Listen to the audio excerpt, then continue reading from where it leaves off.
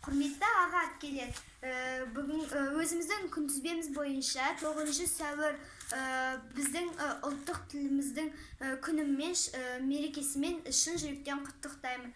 Соған қатысты Абай Құнанбайұлының «Сабырсыз арсыз еріншек» өлеңін оқып берсем деймін.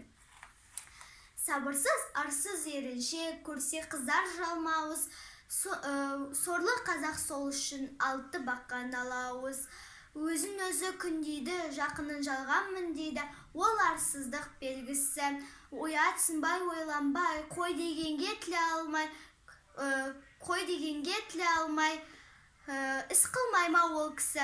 Бірақ секіріп шығам деп, егесте ауыл шабам деп, сөйтіп Құдай атады.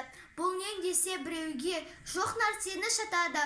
Құтылам деп ісінен, бәрін көріп кісіден, шығынға әбден батады.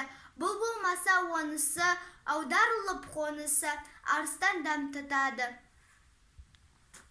Болма?